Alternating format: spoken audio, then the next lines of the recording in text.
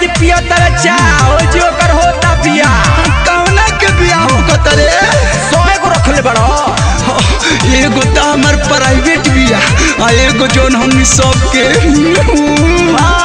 करे हो खता अरे चल चल चल चल चल चल रे। बड़ा याद आई छूट जाई कल हुए साथ भोरे हो जाई विदाई आज आवता बड़ा। अरे तनिहने तो कबू बड़ा याद आई छूट जाई कल हुए साथ भोरे हो जाई विदाई आज आवता बड़ा। अरे कस के चिलो अब सखिया रे हमसे मिल नाही पैबू हो मिल नाही पैबू हो।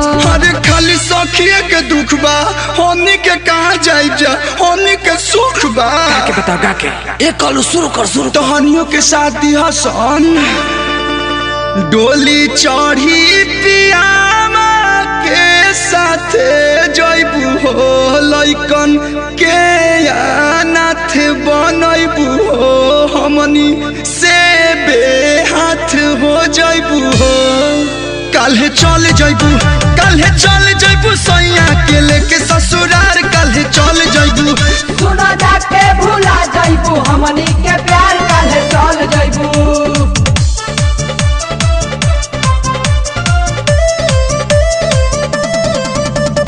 Mixed by Deepak Dilkash।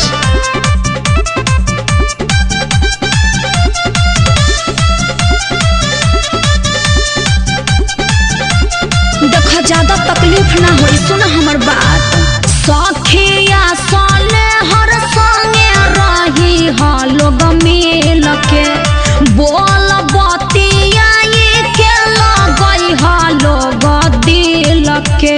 दिल है कम मत जो पूरा मुहाला के सुना कोई जइबू लइकन के दुखवा दुगुना कोई जइबू तू ही सखी दिल लाई कौन के लगैबू हो लइकन के लगैबू हो।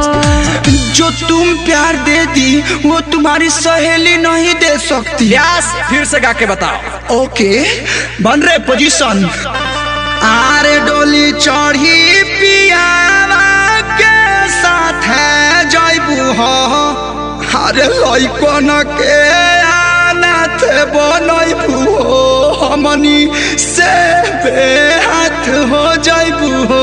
पूरा इमोशनल काल्हे चल जइबू सैया के लेके ससुरार गावस काहे चल जाइबू सैया के लेके ससुरार काहे चल जाइबू।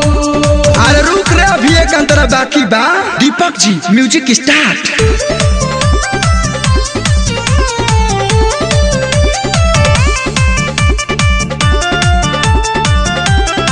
अरे सखी एक बार बतिया लो ना अरे कलू हेने अब बैठ आब त रहब मिले कहे छोट कैल मन हो चुप रह कलू दीपक जय बच्चन हो। अरे आंसू के आंसू दारू तेरे खले मन नहीं लगी तारा बिना प्रियंका सच बात कहिल कर न शंका अब ना खयाल धरब नाही तो रोइबू हो नाही तो रोइबू हो।